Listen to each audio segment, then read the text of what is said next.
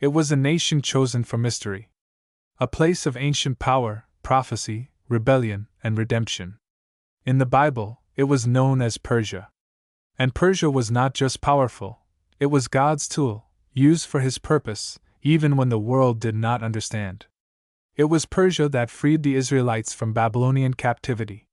Yes, it was King Cyrus the Great, a Persian, who was called by name in the Bible, over 100 years before he was born, in the book of Isaiah. God said, "He is my shepherd and will accomplish all that I please." Isaiah 44 verse 28. God anointed a pagan king to serve His purpose. Cyrus allowed the Jews to go back to Jerusalem and rebuild the temple. That was the first sign. Persia was not outside God's plan, it was inside it. Deep inside. Through the ages, Persia was a land of power, culture, poetry, empire, and war. But no matter how much it conquered, Persia always carried something mysterious in its spirit. A hunger for glory. A destiny tied to the children of Abraham. Then came the fall of ancient Persia. Dynasties rose and fell. Islam came. And Persia became Iran. The language changed, the rulers changed, but the fire of empire and prophecy never fully went out. For centuries, Iran wrestled with itself, between ancient wisdom and religious passion, between Western pressure and internal fire, between the dreams of kings and the silence of God. And through all this, the nation began to move further and further from the path of blessing. In 1979, the Islamic Revolution came. Iran went from monarchy to theocracy. The Shah was overthrown. Ayatollah Khomeini took power. And with that, Iran declared itself not just a nation, but an Islamic republic that would challenge the West and oppose Israel with every breath.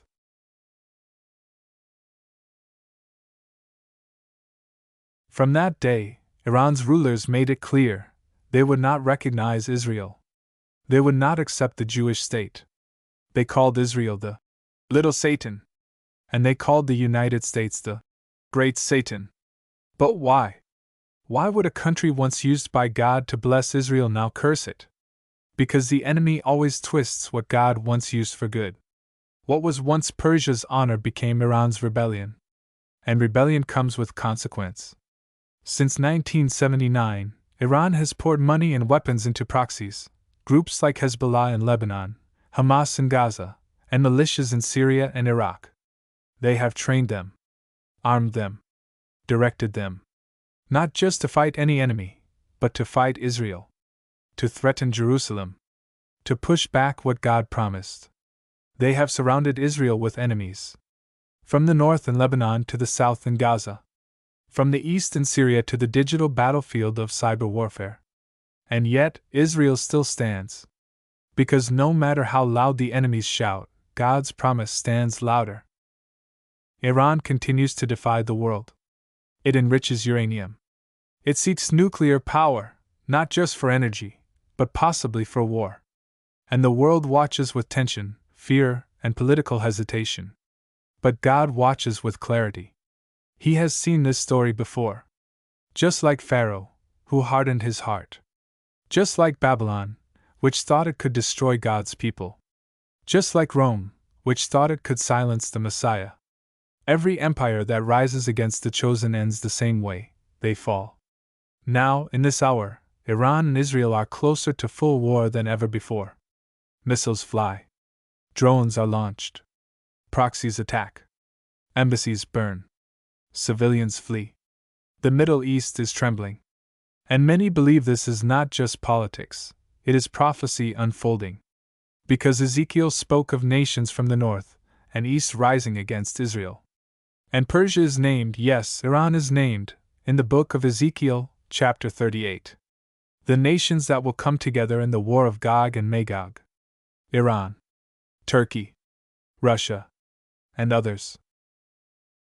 So this is not just Iran's war. It is a war written thousands of years ago.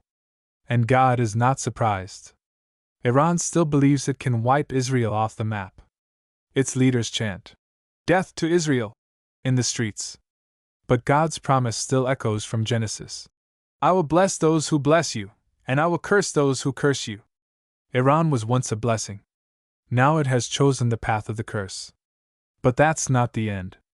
Because even now, in the shadows of government and the fire of protests, God is still moving in Iran. There are underground churches in Iran. Thousands of people, even in hiding, are turning to Jesus Christ. Dreams and visions of the Lord have been reported. Miracles are happening. People are being baptized in secret. Yes, Iran may be at war with Israel. But God is still at war for Iran's soul. The devil may have twisted the nation's power, but God is not finished. Revival is quietly brewing in the hearts of Iranian youth. The same youth who are protesting in the streets, crying for justice, for hope, and for truth. And maybe, just maybe, God will once again turn Persia back to purpose. Maybe He will raise up a new Cyrus. Maybe He will use what looks like war to bring awakening. Because God can use even fire to purify. As the world watches Iran and Israel drift closer to war, let us remember, this is not just politics, it is prophecy. It is heaven and hell colliding in the Middle East. But victory belongs to the Lord. And His word has never failed. Iran may rise, but God will speak. Israel may be attacked, but God will defend. The world may fear the future, but God already holds it. This is not just a story of nations. It is a story of heaven's plan.